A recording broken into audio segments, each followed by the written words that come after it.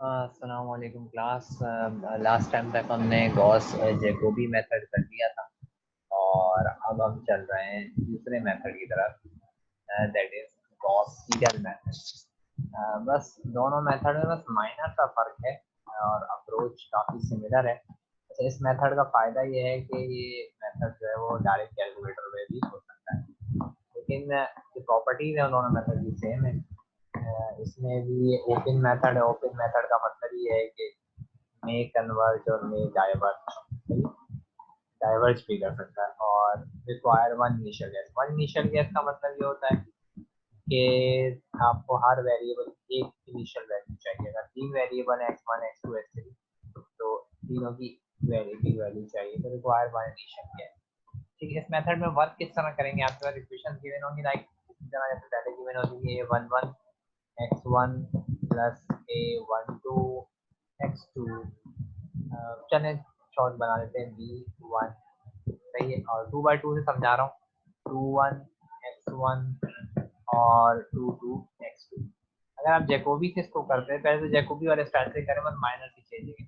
अगर आप जैकोबी से करते हैं तो पहली इक्वेशन से आप x1 की वैल्यू बनाते हैं। x1 की वैल्यू क्या बनेगी?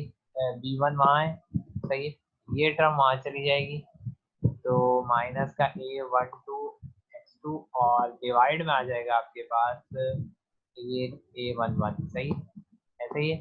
और इसी तरीके से जो दूसरी इक्वेशन बनेगी वो x2 इज इक्वल टू वाली इक्वेशन से, इस वाली इक्वेशन से मुझे वैल्यू बनानी है, ठीक है। तो b2 यही है और ये टर्म वहाँ चली जाएगी, तो माइनस का a21 अब x1 और डिवाइड में चला जाएगा, क्या आ जाएगा डिवाइड में? a22 क्यों आएगा? क्योंकि ये मल्टीप्लाई में, तो ये डिवाइड में, दोनों इक्वेशन बन गई। अब यहाँ आइट्रेशन का नंबर डालते हैं, यहाँ i+1 चलता है और जो इधर होता है वो i चलता है, तो बस ये जैकोबी करता है। अब सीडल में क्या फर्क है देखते हैं। सीडल में ये है कि आपने करना ये है कि जो वैल्यू आ चुकी है उसको नई वहीं के वहीं यूज करना है। देखिए, जब मैं इस वाली आइट्रेशन पे होऊंगा, पहली इक्वेशन चला रहा हूँ और i+1 पे हूँ, यानी कि x1 जो है वो अगला आ रहा है, ठीक है। अभी तक x2 नहीं आया क्योंकि x1 निकल रहा है ना, अभी तक x2 नहीं आया, तो x2 जो देखे i वाला लिया हुआ है, यानी कि पिछले स्टेप का। x2 जो है वो पिछले स्टेप का लिया हुआ है। जैकोबी में होता है ये कि हर जैसे x1 x2 x3 में जितने भी वेरिएबल यूज होंगे पिछले स्टेप में यूज होंगे, तो देखिए आपने ये नोट किया होगा, तो उस तरफ सब आई चलते हैं, ठीक। अब यहाँ मैं सीडल में क्या फर्क बता रहा हूँ। सीडल में देखिए, अभी जब आप x1 निकाल रहे हैं i+1 का, तो x2 जो अभी तक आया नहीं है, x1 पहली इक्वेशन है, तो x2 i वाला यूज है। लेकिन जब x2 निकालूंगा मैं i+1 का, तो x1 तो आ चुका है ना, x1 यहाँ से आ चुका होगा, x2 की सेकंड इक्वेशन होगी, तो x1 जो होगा वो i नहीं यूज होगा, वो नया यूज होगा। जो x1 है आपका वो आई नहीं यूज होगा, वो आपका i+1 यूज होगा। क्यों i+1 यूज होगा? क्योंकि वो आ चुका है नया, सही। आपका जो वेरिएबल आ चुका है वो आपने यूज करना है, यानी कि i+1 यहाँ से आ चुका होगा, तो अगली इक्वेशन में आपने ये वाला यूज करना है। तो बस गॉस सीडल में यही फर्क है कि आपने वेरिएबल की वैल्यूज को जो आ चुकी है उसको वहीं के वहीं यूज करना है। जैसे आपने देखा ना, x2 पे जब जाएंगे तो x1 तो आ चुका होगा, तो x2 का i+1 है, तो उधर x1 है, तो x1 i+1 ही होगा, सही। x1 में भी x2 नहीं आया तो वो पुराना यूज होगा, जो वैल्यू नहीं आई वो पुरानी यूज होगी, जो आ चुकी है वो नहीं यूज होगी, यानी कि i+1 स्टेप पे जो वैल्यू आ चुकी है वो i+1 यूज होगी, अदरवाइज आई यूज होगी। मैं इसको सवाल से भी समझाया था तो आपको आसानी है। ये सीडल में बस इतना। जैकोबी में हमेशा आई यूज होगी, यानी कि पिछली वैल्यू यूज होगी। जैकोबी मेथड जो था उसमें आपकी जो वैल्यूज हैं उसमें आपने इस तरफ आई रखा है, आप देखें इस तरफ जो है, यानी कि राइट हैंड साइड में आपने आई रखा है, यानी कि आपने i+1 जब भी निकाल लोगे तो वैल्यू आई वाली, यानी कि पिछले स्टेप की है लास्ट में, जैकोबी में ही हर आइट्रेशन में वैल्यूज पिछली आइट्रेशन की है। लेकिन सीडल में ऐसा नहीं, सीडल में ये है कि हर आइट्रेशन में विद इन आइट्रेशन जो वैल्यू आती है ये आपने वही। फॉर एग्जाम्पल जब मैं x1 निकाल रहा हूँ तभी मेरे कोई वेरिएबल नहीं आया, क्योंकि x1 पहली इक्वेशन में होगा, तो x1 में सारी पुरानी यूज होंगी। लेकिन जब मैं x2 निकाल रहा हूँ तो x1 आ चुका होगा ऊपर से, तो x1 नया यूज होगा, बाकी x3 पुराना यूज होगा, ठीक। इसी तरीके से सीडल में करना ये है कि जो वैल्यू जहां नई आ गई है वो वही यूज होगी। जैकोबी में ऐसा नहीं है, जैकोबी में हमेशा हर वैल्यू प्रीवियस वाली है, जैसे कि इस तरफ आई चलेंगे सारे, i+1 नहीं आएंगे। लेकिन यहाँ पे देखिए आप इस तरफ i+1 आ गया। i+1 क्यों आया? ये x1 आ चुका है पीछे। ठीक, अगर किसी को यहाँ तक बात नहीं समझ में आई सीडल की, तो मैं एग्जाम्पल से कराता हूँ तो आपको ज़्यादा अच्छा समझ में आ जाएगा। वही एग्जाम्पल ले रहे हैं जो हमने लास्ट जैकोबी से की थी। अच्छा, इस मेथड का फायदा ये है, गॉस सीडल को हम डायरेक्ट कैलकुलेटर में भी कर सकते हैं, एक दफ़ा की मेहनत।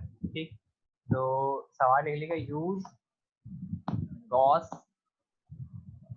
Seidel method, use Gauss Seidel method to obtain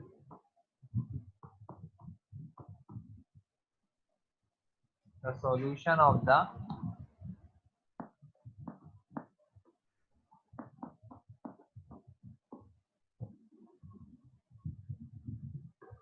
following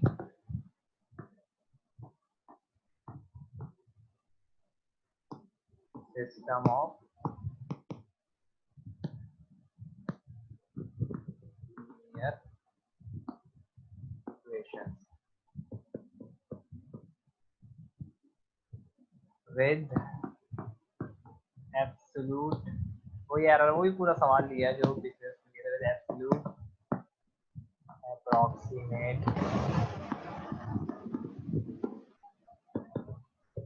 error less than to 0.01। ठीक, अच्छा, ये सिस्टम ऑफ इक्वेशन में लिख रहा हूँ 3x1 minus 0.1 x2 minus 0.2 x3 is equals to 7.85 और 0.x1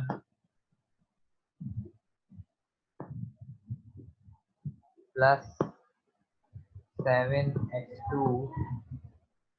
minus 0.3 x3।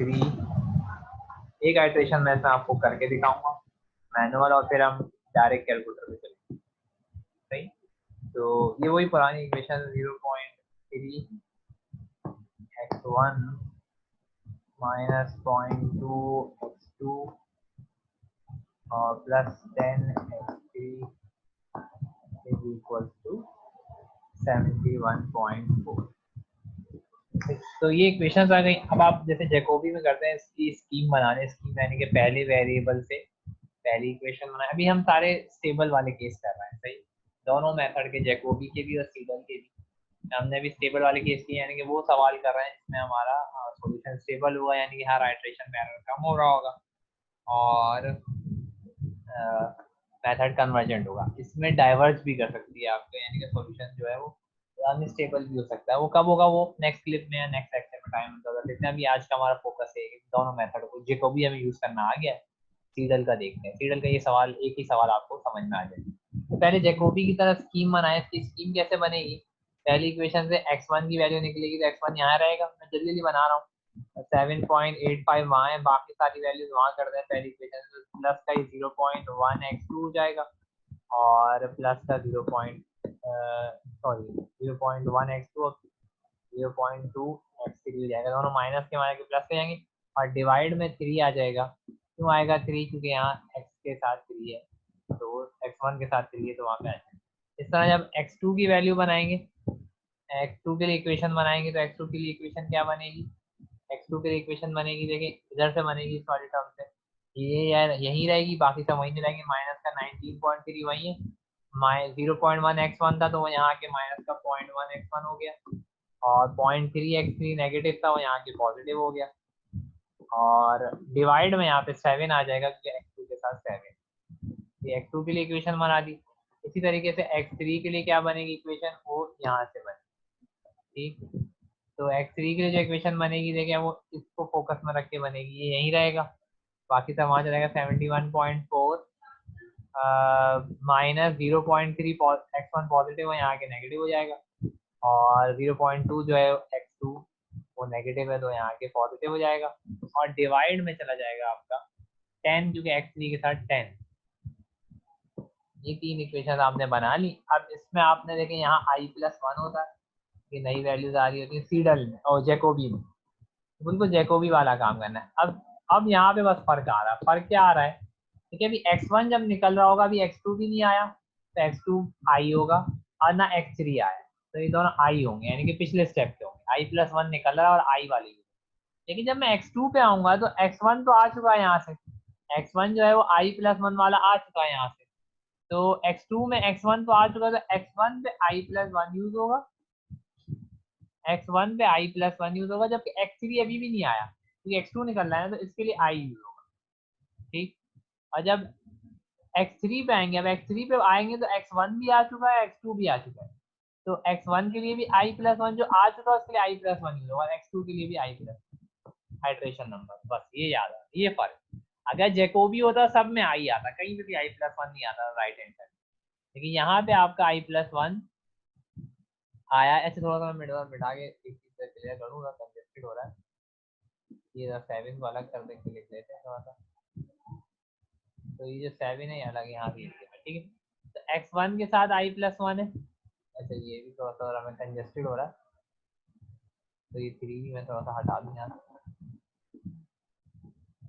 तो यहाँ करके लिख देते हैं, सही। अच्छा भाई अच्छा तीसरी इक्वेशन में ना 10 आएगा नीचे, 7 मैंने 3 लिख दिया, इसको करेक्ट कर लिया यार, 10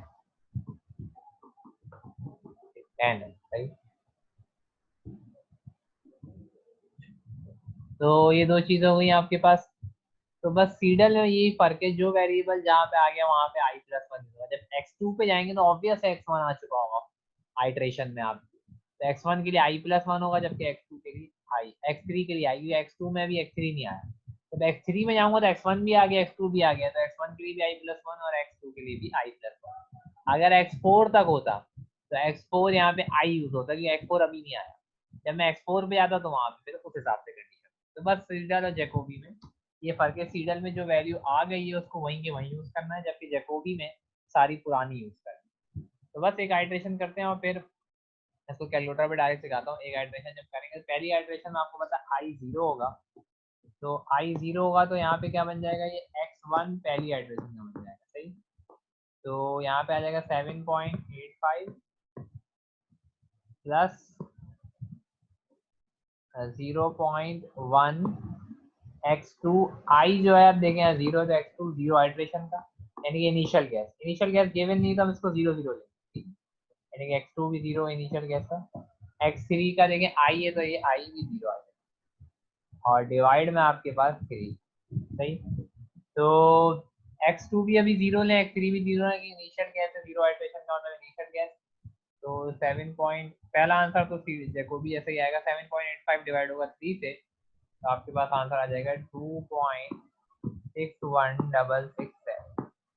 ये दोनों मेथड वही केस टू केस वेरी करेंगे, यानी कभी ये अच्छा चलता है, कभी देखो भी अच्छा चलता है, जरूरी नहीं है कि ये मेथड उससे अच्छा साबित करे। तो ये पहली इक्वेशन का हो गया। अभी मैंने बताया था कि हर आइट्रेशन में जितनी इक्वेशन है वो आप अभी i0 ही है, x2 की इक्वेशन पे आते हैं, ठीक है। x2 में x1 आ चुका है, x2 की इक्वेशन ये लिखी, टिक मारा हुआ है मैंने, देख लिया, माइनस का 19.3 और माइनस का 0.1 x1, और x1 में i+1 है, देखिए i0 है तो 0+1 1, तो x1 देखें पहली आइट्रेशन में यूज हुआ, यानी कि ये बात, जबकि 0.3 x3 के ऊपर i है, क्योंकि अभी x3 आया नहीं है, तो i0 है, x3 जीरो आइट्रेशन का, यानी कि इनिशियल गैस वाला है, और डिवाइड में क्या चलाएगा आपका 7, तो इसको निकाल लेते हैं। x1 की जगह 0 यूज करना है, 2.61667, इस x1 की जगह, x3 की जगह 0 यूज करना है कि वो इनिशियल गैस है, जीरो आइट्रेशन का मतलब इनिशियल गैस, सही।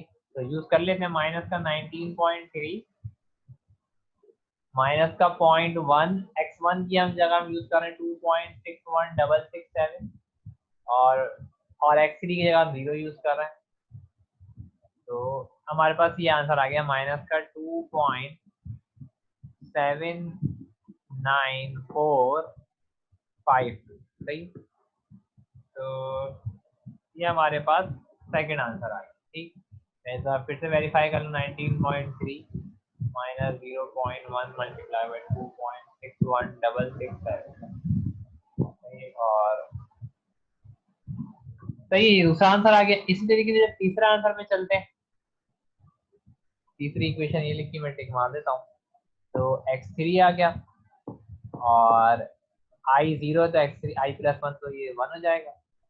71.4 माइनस 0.3। अब देखिए x1 आ चुका है तो x1 के ऊपर I+1, I0 है तो यानी कि x1 पहली आइट्रेशन का, फिर 0.2 x2 भी आ चुका है पीछे क्योंकि आखिरी इक्वेशन है ये। तो x2 और I+1 x2 के ऊपर भी टिक लगा ऊपर देख लें तो ये भी 1 यानी कि पहली पहली आइट्रेशन की। अगर यहाँ जैकोबी लगा होता तो ये दोनों 0 0 होते हैं, यानी कि दोनों को पिछली आइट्रेशन की। सही। तो x1 की जगह, इस x1 की जगह ये वाली वैल्यू लेनी है और इस x2 की जगह ये वाली वैल्यू। सही, यानी कि x1 की जगह 2.61667 और x2 x3 x2 की जगह माइनस का 2.79452 लेना। तो ये काम कर लेते हैं, देख लेते हैं क्या आंसर आ रहा है, फिर कैलकुलेटर में आपको डायरेक्ट कर रहा हूँ। सीडल जो है वो कैलकुलेटर में डायरेक्ट हो सकता है, मतलब डायरेक्ट का मतलब जैसे हम करते हैं 0.3 और 2.6167 और प्लस 0.2 और मल्टीप्लाई बाय माइनस का 2.79452 और डिवाइडेड बाय 10 कर देंगे तो आपके पास ये आंसर आ गया 7.000561। ये तीन आंसर, ये पहली आइट्रेशन हो गई। इस तरह अगली आइट्रेशन करेंगे एंड सो ऑन, आई को 1 रख के इस तरह अगली आइट्रेशन करेंगे। सही, तो अगली आइट्रेशन हम नहीं कर, हम कैलकुलेटर पे डायरेक्ट फीड करने की कोशिश करते हैं। सही, पहले इसका, अच्छा कैलकुलेटर पे जब डायरेक्ट करेंगे तो उसको जब आंसर लिखेंगे उसके लिए टेबल बना लिया करें। टेबल की जगह अगर यहाँ है नीचे तो यहाँ ही बना देते हैं। सही, ये हमारा काम हुआ है पीछे। ठीक है, अच्छा अब मैं क्या कर रहा हूँ, एक वही पुरानी तरीके से टेबल बनाएंगे। आई आ जाएगा, एक x1 का आई आ जाएगा, एक x2 का आई आ जाएगा और एक x3 का आई आ जाएगा। आई का मतलब हाइड्रेशन, और एरर आ जाएंगे x1 का एरर, करंट माइनस प्रीवियस करना है कि एब्सोल्यूट अप्रोक्सीमेट एरर है, वही सारा पुराना एरर वगैरह तो वैसे ही निकलेगा जैसे ये को भी निकलता था, करंट माइनस प्रीवियस करके। और इस तरह ही आखिरी x3 का एरर। ठीक हो गया, तो ये हमने टेबुलर फॉर्म बना ली टेबल में। सही, पहले I0 होगा। अब देखेंगे x1 का I यानी कि x1 का I यानी कि x1 जीरो आइट्रेशन का, तो वो इनिशियल गैस हो जाएगा 0, initial guess 0, initial guess, error इस स्टेप पे नहीं आएगा। फिर I1 होगा यानी कि पहली आइट्रेशन का। अच्छा, अब तो यहाँ पर टेबल आप पढ़ते जाएंगे जैसे मैंने आपको लास्ट टाइम जैकोबी में सिखाया, लेकिन यहाँ पे पहले हम कैलकुलेटर पे करने डाले। तो कैलकुलेटर पे करने का तरीका ये है, आसानी के लिए कैलकुलेटर में वही आपको करना क्या है, ये a है, इसको x1 जो है उसको a बोल दें, x2 को b बोल दें और x3 को c बोल दें। सही, जैसे हमने सीकेंड मेथड में किया। तो अब इस हिसाब से आप इक्वेशन फीड करें। ये इक्वेशन है, ये तीन इक्वेशन है, मैं दोबारा टिक मारता हूँ। ये तीन इक्वेशन आई वाली आप कैलकुलेटर में फीड करेंगे। कैसे फीड करेंगे आप जरा उसको देख लें। फीड कैसे करना है इक्वेशन को। ठीक, तो मैं कैमरा ऑन कर रहा हूँ, तो फिर चलते पहले देखिए। पहले x1 है तो x1 हमारा a है, तो a इज इक्वल टू का।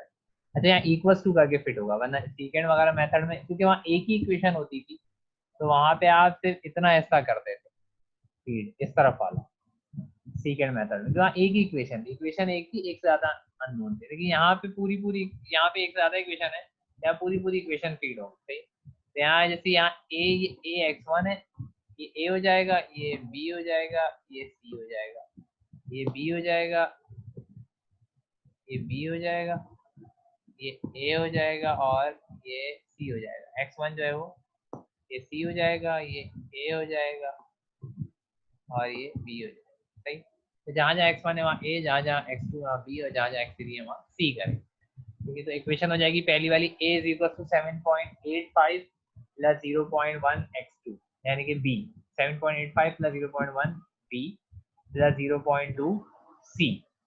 सही, x3 की जगह c आए और अपॉन में 3 आए। तो इसको इक्वेशन का फीड करते हैं। पहले चलते हैं कैमरे की तरफ। ये आ गया, कैमरा खुल गया, कैलकुलेटर आ गया आपके सामने। देखिए ए कैसे लेना है वो मैंने बताया, अल्फा पहले x a x x one is equal to है तो a is equal to alpha और ए दबा दिया। अच्छा अब ये इक्वल कैसे आएगा, अल्फा और ये कैल्क वाला बटन इक्वल, किसी और कैलकुलेटर में किसी और तरीके से आएगा, अल्फा दबा के ही आएगा, सही। तो अल्फा और ये दबाएंगे तो ए इक्वल आ गया, यानी कि एक्स वन इक्वल टू पहली equation, X one equal to A जो है वो एक्स वन है, ठीक है। मुझे चूंकि इक्वेशन याद है, अच्छा इक्वेशन फ्रैक्शनल है तो ये फ्रैक्शन का बटन दबा लो। ऊपर क्या था पहले 0.75, 0.75 नहीं सॉरी 7.85, एक पहले है 7.85 सही है, प्लस और 0.1 x2 था, तो पहली इक्वेशन देख रहे हैं 0.1 x2, x2 जो है वो b है, तो अल्फा और ये बी आर, ठीक है स्क्रीन पे बी आर, फिर प्लस 0.2 x3, 0.2 x3 यानी कि c, ये पहली इक्वेशन फील्ड हो गई, सही। अच्छा डिवाइड में यहाँ पे है 3,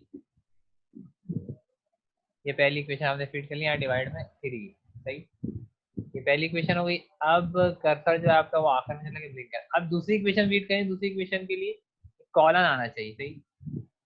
ये अल्फा दबाएंगे और कॉलन का बटन है, देख लीजिए कॉलन डबल डॉट होता है, कॉलन आपको कंप्यूटर के दूसरी इक्वेशन के भी कॉलन, सही। अब दूसरी इक्वेशन आएगी, दूसरी इक्वेशन में क्या थी, x2 is equal to, x2 है b के बराबर, मैं इक्वेशन फीड कर रहा हूँ b, फिर इक्वल्स टू के लिए कैल्क, ठीक है, कैल्क और equal, b is equals to, मुझे इक्वेशन चूंकि मेरे सामने लिखी हुई है, आप लोग वहां स्क्रीन पे देख लीजिएगा, b इज इक्वल्स टू, सही है। यहाँ पे फिर वो फ्रैक्शनल आएगा तो फ्रैक्शनल डाल दें, और माइनस का 19.3, सही, और माइनस का 0.1 x1 है, दूसरी इक्वेशन टाइप कर रहा हूँ, ये मुझे सामने लिखी हुई है, टाइम बचाने के लिए मैं स्क्रीन नहीं कट ऑफ कर रहा।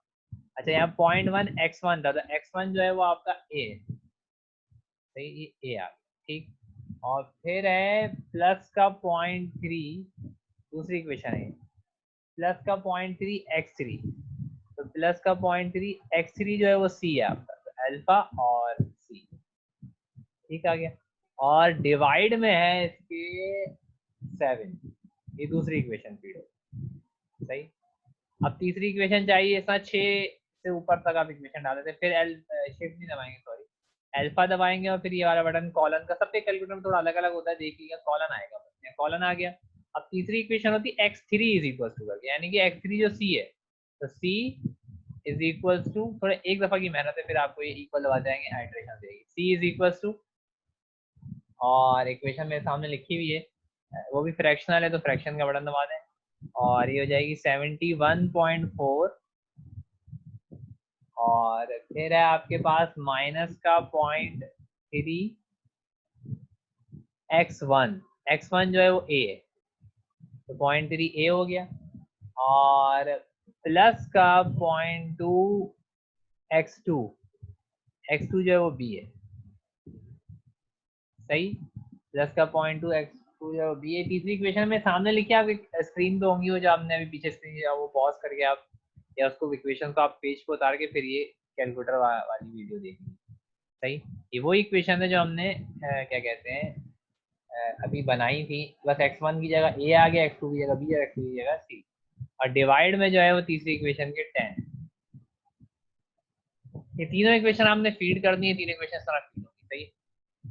अब रन करना है, तो रन के लिए कैल्क का बटन, जैसे वो सेकेंड में ABC आपने आना है, जब कैल्क दबाएंगे तो आपसे पूछेगा कि b की वैल्यू क्या लेनी है, b है x2, यानी कि इनिशियल गैस तो 0 है, तो b 0 लेना, सही। फिर वो पूछेगा कि c क्या लेना है, c है x3 इनिशियल गैस, तो c को भी 0 लेना है, इनिशियल गैस पहली आइटरेशन है तो इनिशियल गैस तो 0 लेना है। तो आपका ये पहला आंसर आ गया, ये ए का आंसर है, देखिए ए लिखा है ना, तो ये ए का आंसर, मैं बता दी, देखिए ए का आंसर है 2.61667 जो हमारा आया है। मैं आपको स्क्रीन ऑफ करके कैमरा वापस देखें, पहली आइटरेशन के आंसर, ये हमारी पहली आइटरेशन के आंसर देख लें आपके पास, ये आए 2.61, ये रहा 667, टिक भी लगा हुआ है यहाँ पे, दोबारा टिक मारता हूँ, ये हमारा पहला आंसर, सही। दूसरा आंसर बी का आना चाहिए जो कि x2 है, जो कि आएगा माइनस का 2.95294792.7945। अभी स्क्रीन पे चलते हैं कैमरे पे दोबारा, और ये आ गया। अब देखिए दोबारा इक्वल दबाएंगे तो बी का आंसर आएगा। बी का आंसर देखिए ये आ रहा है माइनस का 2.79452, पहली आइट्रेशन चल रही है। इक्वल दबाते हैं जब पहली आइट्रेशन खत्म जाएगी फिर दोबारा कैल दबाना पड़ेगा। सही। अब कैल जब दबाएंगे ना तो ऑटोमेटिकली पिछली वैल्यू रीड करेगा बी और सी। सही। तो ये गॉस सीडल इसमें ये जो इक्वेशन मैंने फीड की है ना अभी, इसमें इक्वेशन जब फीड करेंगे जब ये आप कैल्क और इक्वल दबा रहे होंगे तो इसमें ये बाय डिफॉल्ट गॉस सीडल ही चलाएगा, जैकोबी नहीं चलाता। अगर जैकोबी में किसी ने ये हरकत की जैकोबी चलाएगा, जैकोबी कैलकुलेटर में जितने बाय डिफॉल्ट सीडल। सही। अच्छा अब मैं इक्वल दबाऊंगा तो C3 यानी कि सी का आंसर आएगा जो कि x3 है पहली एड वो आ रहा है 7.00561। देखते हैं यही हमारा आंसर हमने जो मैनुअल कैलकुलेशन। तो देखिए इक्वल का गेम है सारा, ये मैनुअल कैलकुलेशन है, ये आंसर। ठीक, यानी कि ये तीनों आ गए आपके पास। ये आ रहा देख लें C3 ये रहा, और यानी कि x3 ये रहा। ठीक है, अब इसको आप वैल्यूज को लिख लें तो बेहतर है अपने टेबुलर फॉर्म में। तो x3 जो आया है वो आया है 7.00561। एरर निकालने के लिए बोला था। x2 जो आया है आपके पास, x2 जो आपके पास आया है वो आया माइनस का 2.79452, माइनस का 2.79452। और x1 जो आया है आपके पास वो आया 2.61667 ना। तो मैं तीनों की वैल्यूज लिख रहा हूँ 61667। तो यहाँ भी एरर नहीं निकालना, एरर वैसे वैसे ही निकलेगा। x1 का करंट माइनस प्रीवियस, यानी कि ये वैल्यू इसमें से माइनस होगी, x1 का एरर आ जाएगा, फिर x2 का, और इस तरह x3। एरर जहाँ पे 0.01 से छोटा हो जाएगा वहाँ सॉल्व होना है। ये पहली आइट्रेशन हो गया। ठीक, अब मैं कैलकुलेटर पे जा रहा हूँ दोबारा कैमरे पे। सही है।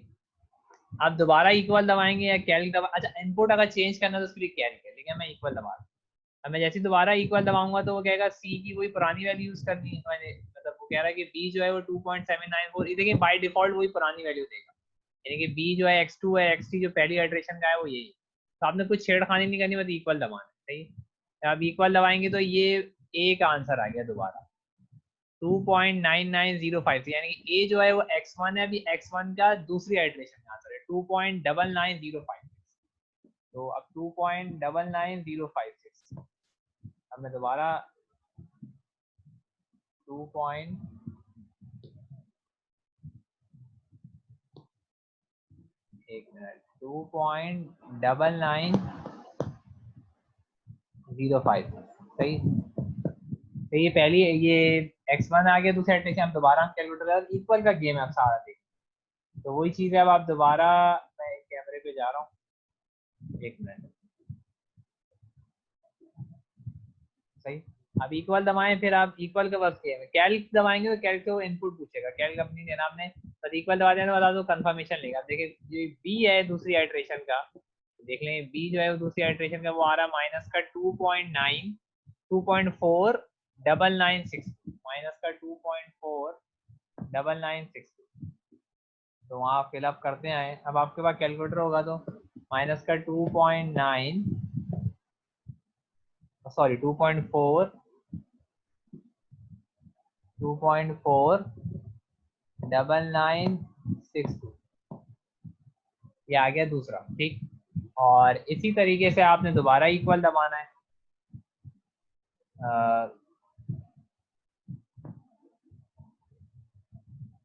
दोबारा इक्वल दबाएंगे तो अब आपके पास सी का आंसर आ जाएगा जो कि आ रहा है 7 पॉइंट, यानी कि x3 की दूसरी आइट्रेशन का आंसर 7.00029। या मैनुअल करके देख लेंगे, यही आंसर आ रहा है 7.00029। 7.00029। चाहे तो आप एरर निकाल लें, यहाँ पे तीनों की एरर आपने खुद फिलअप करने में क्वेश्चन मार्क लगा रहा हूँ, ये एरर आप खुद निकालेंगे। तो ये दूसरी आइट्रेशन हो गई। इस तरह तीसरी आइट्रेशन में कैलकुलेटर की चीज ले लेके यार मैं बता रहा हूँ डायरेक्ट, मैं इक्वल के दबा रहा हूँ। तीसरी आइट्रेशन जब शुरू करेंगे तो आपसे फिर बी की वैल्यू पूछेगा, क्या पुरानी वाली यूज करनी है, बस आपने इक्वल दबाना होगा, आप ओके करें। तो पुरानी वाली यूज करेंगे तो ये आ जाएगा 3.0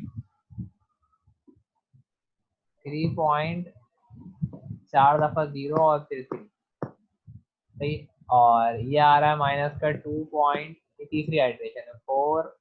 अब देखिए एरर अचीव होना शुरू हो गया है 2.4 ट्रिपल 4 दफा 9। एरर अब मैच करेगा, एरर यहाँ पे थोड़ा थोड़ा अचीव होना शुरू हो गया है। और यहाँ पे मेरे ख्याल से 3 आइट्रेशन आपका सवाल खत्म हो जाएगा। और इधर आ गया 7 पॉइंट सारे 0 आ रहा है।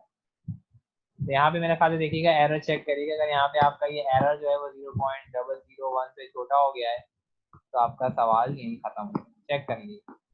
इस तरह आप गॉस सीडल को कैलकुलेटर पे डायरेक्ट कर सकते हैं। बस गॉस सीडल में पहले इक्वेशंस बनाए आई की फॉर्म में। आई की फॉर्म में जो इक्वेशंस बना रहे हैं उसमें ख्याल ये रखना है कि जो वैल्यू जहाँ आ गई, जैसे x1 में x1 i प्लस 1 है तो x1 में भी कोई भी वेरिएबल नहीं आ रहा, तो x1 के साथ जितने भी वेरिएबल आएंगे वो सारे i आएंगे।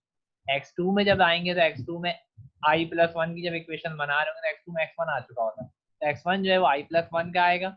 और बाद वाले यानी कि x3 जो है वो i वाला ही आएगा। जब x3 में आएंगे तो x3 में x1 x2 दोनों आ चुके होते हैं, उसके लिए i प्लस 1 नोटेशन यूज हुई, जैसे मैंने वीडियो के शुरू में बताया। अच्छा, अब ये मेथड डाइवर्ट भी कर सकते हैं और इनकी कोई ना कोई क्राइटेरिया होता है चेक करने का कि ये कब डाइवर्ट करेंगे और कब कन्वर्ट करेंगे।